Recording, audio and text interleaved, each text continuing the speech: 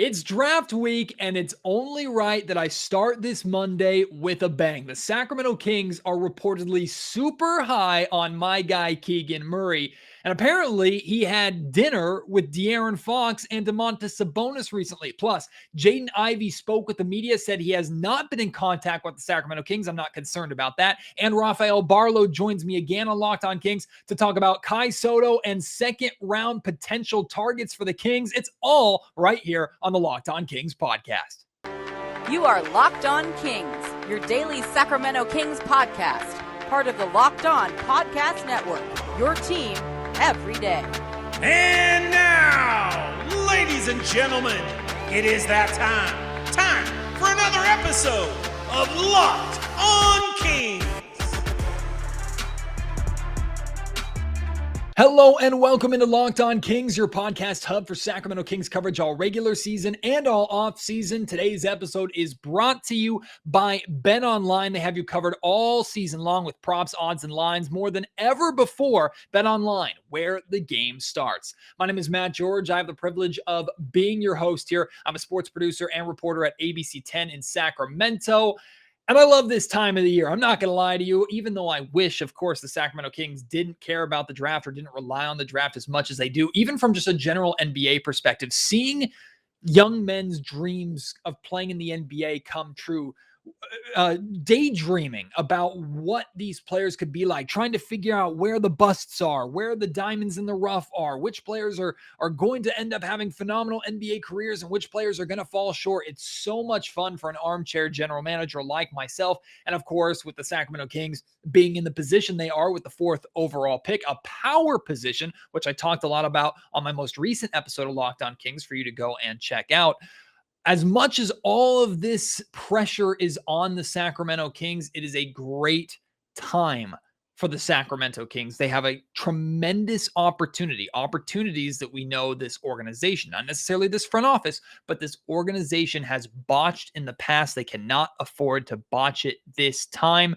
And as we get closer and closer to the draft, more reports start to come out, more rumors swirl. It's that crazy smoke screen, pull you one way, pull you the other way kind of time.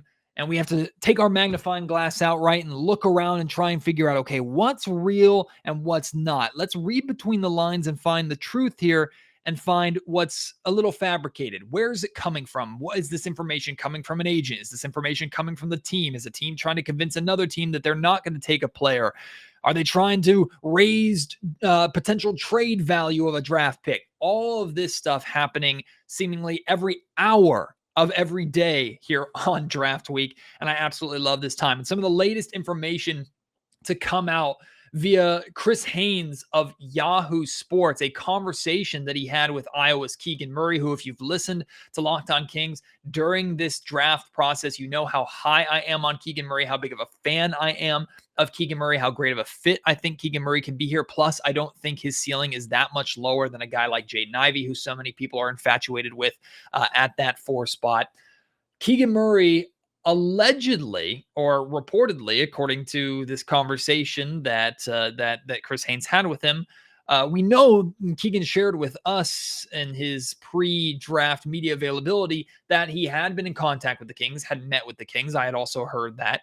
And we found out now that apparently he had dinner with Kings stars De'Aaron Fox and Domantas Sabonis.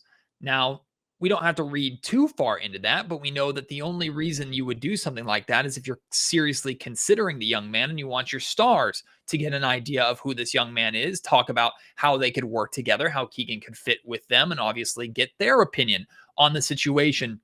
So as of right now, I think the indication that we're getting from the storylines, indication that we're getting from the media is that the Kings are leaning heavily towards Keegan Murray. However, like we discussed on the most recent episode of Locked On Kings, Adrian Wojnarowski reported that the Sacramento Kings view this as a 4-player draft, and them being in the 4 spot with Jaden Ivey likely to be the 4th man, they're looking to leverage that position as much as possible.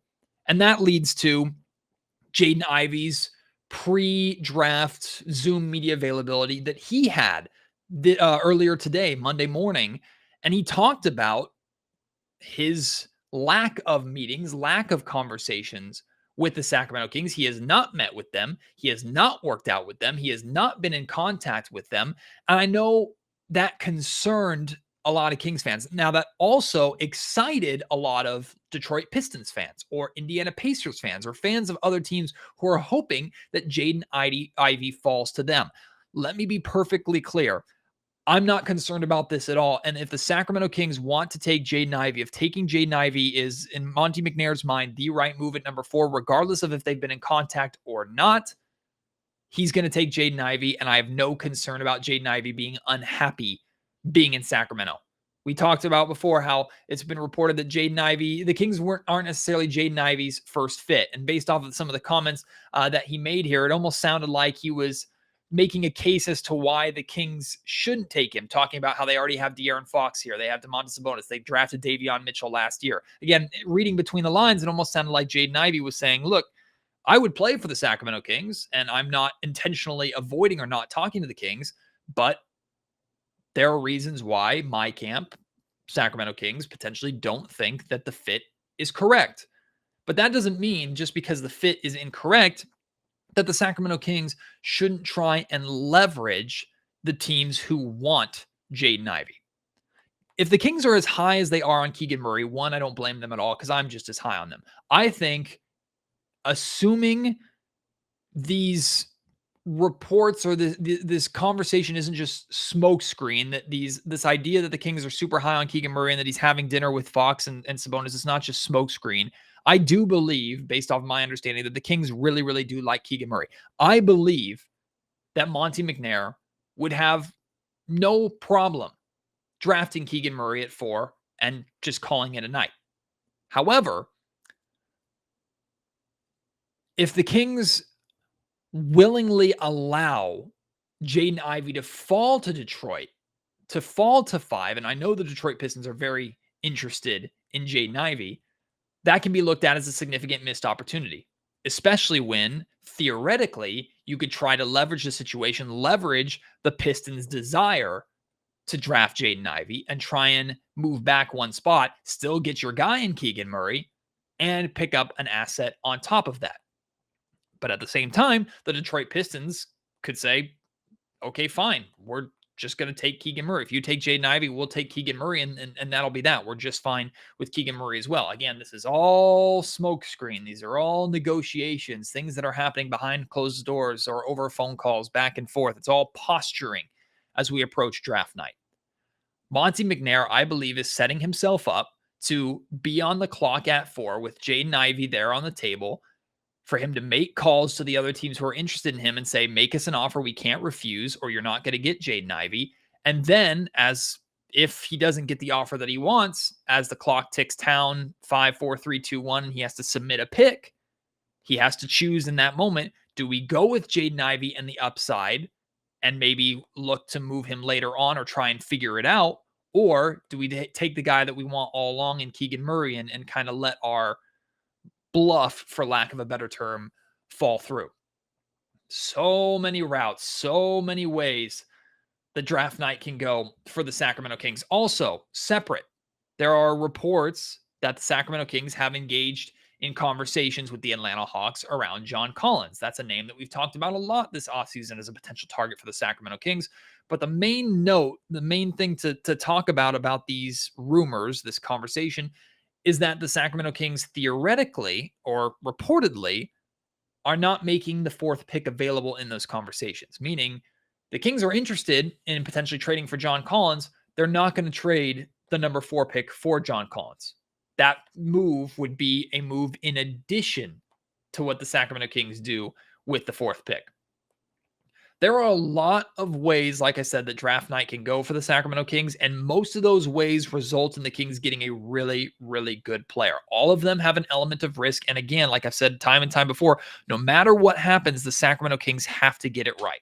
If you trade Jaden Ivey, you have to get a good enough package to where you don't regret seeing Jaden Ivey succeed, as many believe he will, with another team.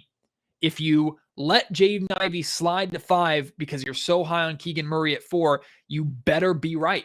Keegan Murray not only has to help your team make the playoffs, number one, Keegan Murray has to be close to, if not a better player than Jaden Ivey.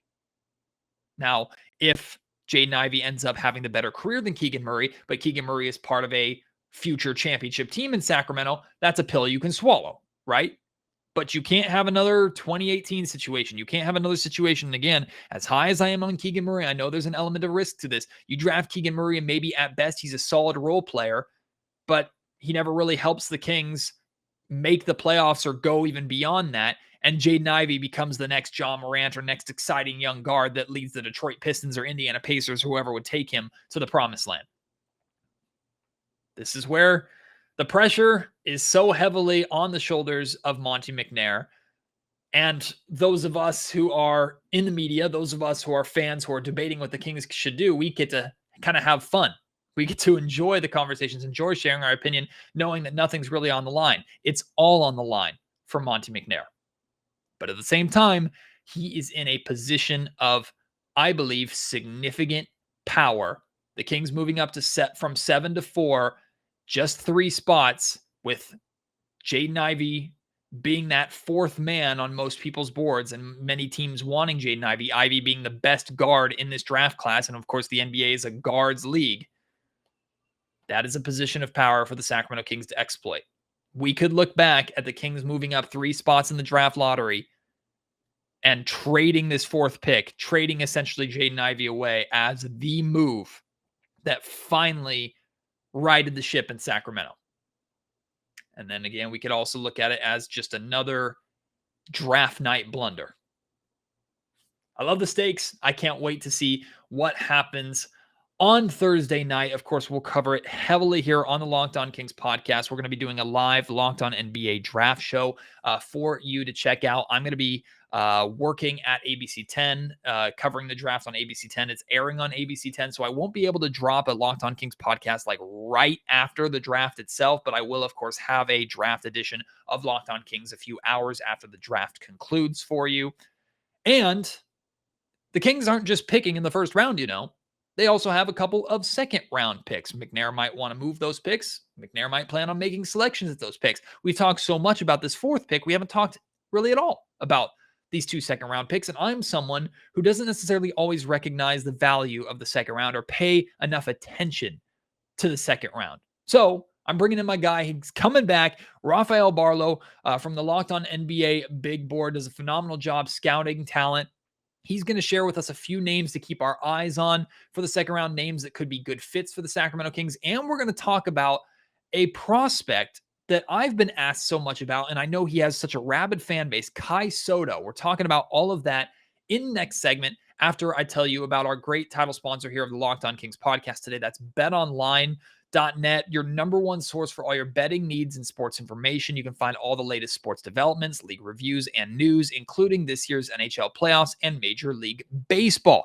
BetOnline is your continued source for all your sports wagering information, including live betting, esports, and scores. And BetOnline.net remains the best spot for all of your sports scores, podcasts, and news all season and off season. BetOnline.net is the fastest and easiest way to check in on all your favorite sports and events, including MMA, boxing, and golf, not just the major sports. Make some money. Use that Kings knowledge here around the draft. Use your NBA knowledge, your sports knowledge to make yourself some money. Head to the website today. Use your mobile device. Learn more about the trends and the action at BetOnline, where the game starts. It's draft week. I don't know how this man is conscious. Rafael Barlowe putting in the work upon the work upon the work, and we have him back here on Locked On Kings, not to talk about what the Kings are going to do with the 4th pick, which we talked about extensively a couple of weeks ago. Rafael, I wanted to pick your brain about the second round of this draft, because the Sacramento Kings have 2 second-round picks. I have a guy specifically that I want to ask you about that I've been asked about. We'll get to that. But my man, I hope you're doing well. I hope you survive this week. Hope we can all make it to Thursday intact. What do you think about the second round of this draft, the overall draft class? Second round is all about finding a needle in a haystack. It seems like once or twice a year you get a guy in the second round that turns out not to be a star necessarily, but that can be a good player. Do you think there are multiple names in the second round of this draft that we could look back on 4 or 5 years from now and say, man, those guys should have been first round talents? Yeah, definitely. Kind of a perfect segue, kind of a shameless plug. I just wrote an article on NBABigBoard.com about 5 guys that I think will outperform their draft projections. And these 5 guys I think will be able to give first round value by the time their rookie contracts are over. And with this draft, I don't think there's that big of a gap between guys projected to go anywhere from 15 through 35. So I'm actually more so looking forward to the second round than the first round. Like it goes, I want to see what happens in the top 5. Definitely what happens with Sacramento. A lot of buzz going on around that. And then after that, I'm really looking forward to the second round. Well, can we talk a little bit about these 5 guys that you've mentioned? Maybe not list all 5 of them, or you could list all 5 of them if you want, whatever. But the names that really jump off the page to you, these are guys to keep an eye on, whether they're drafted by Sacramento or not. Well, one is Ryan Rollins. I just saw a video that he worked out for the Kings a few days ago. I kind of been out of pocket this weekend, had a baby shower, and I had family and friends in town. So that was pretty crazy. So I wasn't really on social media enough to keep up with all the workouts and all the stuff related to the draft. But I did see a video of him working out with the Kings. I like him a lot. I feel like I was kind of early to the Ryan Rollins party. I had first saw him play, I want to say back in October. Like it wasn't even the regular season. It was like a preseason game. And I knew right away that he was a pro, and just kind of follow him. I think I was probably one of the first people to mock him as a first round pick back in March. I still think he has first round potential. Well, I should say, I think he deserves to be in the first round. I'm not sure if he goes there, but I am confident that he will get first round value by the time his contract is up. He's kind of, I don't always like comparing guys to like superstars, but he has a game that is kind of similar to a cross between like Devin Booker and CJ McCollum. A guy that does a lot of his work off the dribble, gets to the mid-range pull-up, doesn't really use a lot of athleticism, just really smooth, has a good pace. And I love the fact that he's right-handed, but he plays left-handed, and I think that's a big advantage. Looking at where the Sacramento Kings are picking, their own pick is the 37th pick in the second round. The Bulls pick, which is the 49th pick, also owned by the Sacramento Kings here. So they have a couple opportunities to take some flyers, maybe bring in some two-way players, some G League talent, or guys that may have a chance competing in both summer league and training camp to crack the roster and crack the rotation. And looking around that 37 range, you see I've seen consistently names like David Roddy, Peyton Watson, Max Christie, Trevor Keels. What do you think around that 37 range? What do you think should be the goal for Sacramento, or names that you think Sacramento specifically, based off of your understanding of the organization, names, maybe some that I just listed there that you think Sacramento should keep their eye on? I mean, I think with Sacramento, you have your starting point guard, you have your center. I think they need to address like depth at the wing and outside shooting. It seems like they package their shooters in the deal that brought Sabonis over. So the guy that I think will be a good fit for Sacramento is Gabriel Procida, a wing from Italy. I know he's mocked as a second round pick. If I had to, so in the article I wrote, I named 5 guys that I think will outperform their second round projections. If I were to extend it to like 6 or 7, Procida would be on the short list. And I had a chance to watch him play in Italy. Phenomenal athlete. I think he's the best athlete in the international class. And I think he's one of the better athletes, period, in this draft. It's not something you hear about with Italian players in a sense. But he's a really good athlete, and he has a defined role as a shooter. So I see him as a guy that can knock down open shots and score in transition, and I'm pretty high on him.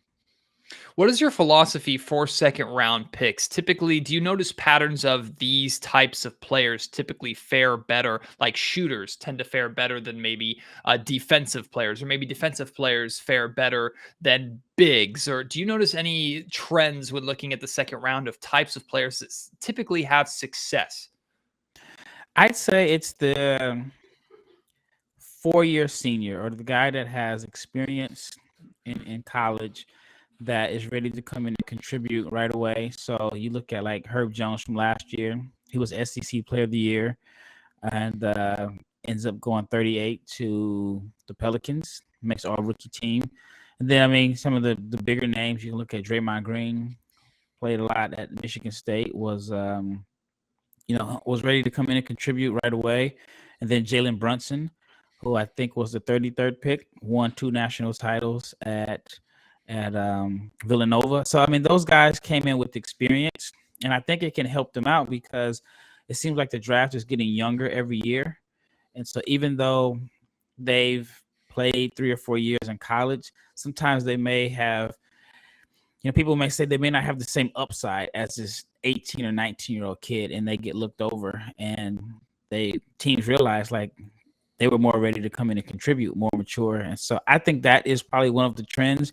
But as far as playing style, I would say guys that have a defined role, a specific role, whether you're a shooter, but then again, like guys like Draymond, he's kind of like a jack of all trades. So I don't know if there's a rhyme or reason to it, but I would say maybe little older prospects have a tendency to fare a little bit better. I've been asked about this guy. I know you've been asked about this guy. He seems to have a rabid fan base around the world. Kai Soto. He actually had a workout recently in Sacramento with the Kings. Most of the mocks that I see have him going undrafted, but he is a guy that I wouldn't be surprised, or at least based off my limited understanding of him, wouldn't be surprised to see some roster pick him up, or at the very least get a summer league invite. What can you tell me about this young man and why he is so captivating just around the world? Yeah, he's from the Philippines, and they absolutely love basketball there. And my first time seeing him play was in 2020 at the Basketball Without Borders event in Chicago All-Star Weekend. And he had Chinese media following him around. And what made that interesting was I had just came from China due to COVID. And so I had left China, came to the States. And of course, in 2020, in February, the United States didn't even care what COVID was. And so, but I noticed that he had a media following him around. He was the only guy that had media following him around. And so I just think like the Asian community, whether it's Filipinos, whether it's Chinese, I think that he is the next great hope in a sense. And I think he's a good player. I definitely he is someone that NBA teams should have on their radar. But I do think there is like an extended pressure because he has so many people that are rooting for him, and the fan base is crazy. Like they are absolutely enamored by him making it to the NBA. I just saw the comments alone when he worked out for the Sacramento Kings and the amount of his fans that reached out and said, "Hey, you got to talk about him on Locked On Kings to some extent." And I was very honest. I said, "I don't know anything about him." And I'm glad to be able to have Rafael on to tell me a little bit more about him. So how would you describe Kai Soto's game, and what do you think specifically he has to do, or what kind of role he has to carve out for himself to have a good NBA career? I mean, he's very skilled. I think that I think that he's skilled. I don't see him as an NBA player. I think they're more skilled guys in college. What my biggest fear for him, in a sense, is that a team uses him as a G League marketing ploy, in a sense, because Publicity stunt, yeah. Yeah, and I worked in the G League, and I've seen it before. I know a few years ago, the Mavericks drafted a guy from India. I think he's like a wrestler now, and they put him on the G League team. And India has 1 billion people, so you get, I mean, less than 1% of those people paying attention to the G League game. Then you got a huge audience. So I would like to see him actually get a fair shot, which I think teams are doing when they bring him in for workouts. But I think if he ends up getting selected by the G League, I could see a team realizing the financial impact that it could have because he has such a huge fan base. But overall, I mean, I think he's a skilled kid. I think he's still a few years away, and if he were to be an NBA prospect, but I mean, he's, again, like I said, with his size and the skill set, you have to kick the tires on him. Last thing I have for you, Rafael, is we've heard a lot of talk, a lot of conversations about the Kings potentially trading the 4th pick. And second round picks are moved so much around this time of the year. They're almost added in as trade sweeteners. You see it so much, like a second round pick added here that nobody really pays attention to. Former Kings general manager Vlade Divac, he stockpiled second round picks. What do you think the value is of a second rounder? Do you think, and I'll readily admit, like people like myself, do we take second rounders for granted in the sense that we're just willing to throw them in to make a deal look a little bit better than it actually is? Or do you think like there is significant value to second rounders in the NBA draft and where we're going with the expansion of the G League and seems like the G League Ignite, that second round picks are going to be even more valuable in the coming years? That's a good question. I did hear, and I'm planning on writing about it this week, that a lot of teams are supposed to be thinking about turning their second round picks into two ways, where agents are going to try to, I guess, manipulate the situation by saying, well, if you're not going to guarantee my guy for the entire year, don't draft us. Let us pick our destination as a two-way player. So I think that is going to be very interesting in the near future, because if teams are going to try to bring guys that they draft as two ways, and if the agent or the player may not like the fit, then they can do what kind of like what Austin Reeves did last year. Austin Reeves had teams willing to draft him. He decided to go undrafted and like literally handpicked the Lakers because he felt like it was a team that had the clearest path to playing time. So I think that could be a trend. Well, Rafael, I can't wait till Thursday. I know you can't wait as well. It's going to be really exciting to see what the Sacramento Kings do. And I know Locked On Kings listeners love it when you're on. This will not be the last time you're on with me, assuming your schedule works and I can get you back. Would love to have you back on after the draft at some point to talk about the moves that the Sacramento Kings make. But you work so hard, not just this time of year, but year round. I really appreciate you taking the time as always, my guy. I don't think you understand, or maybe you do, hopefully you do understand, or at least appreciate how busy Rafael Barlowe is this time of year. And to have him on Locked On Kings multiple times over the last couple of weeks to talk about the draft really is a treat. He's so generous with his time. He's become a friend of mine very, very quickly. And he's always willing to come on. Can't wait to have him back on again after the draft to talk about what the Sacramento Kings end up doing. But now it's your turn. I want to hear any names in the second round that you think the Sacramento Kings should go out and get. Your opinions on Kai Soto. And I know he has a lot of fans who are probably listening to this podcast. Let's talk about the young man. Now I know a little bit more about him. Talk about what the Kings should do with the 4th pick. Are you okay with them drafting Keegan Murray? Do you want them to take Jaden Ivey? Do you want them to trade the pick?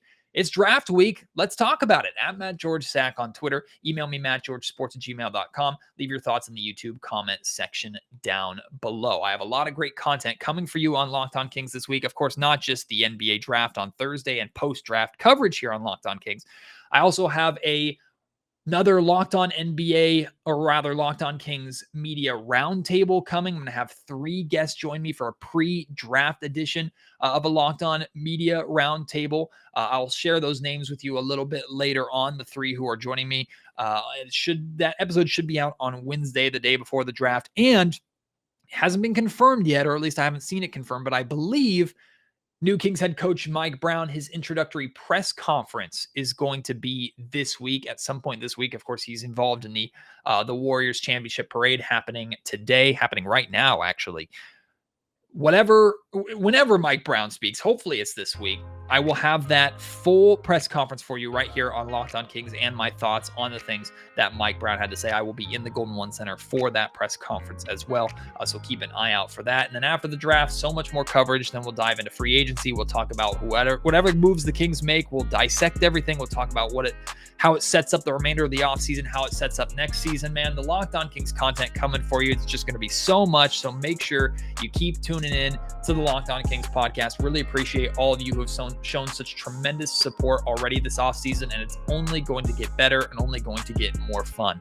Appreciate your support. Can't wait to have you join me on the next episode. Until then, my name is Matt George. You've been listening to Locked On Kings, part of the Locked On Podcast Network.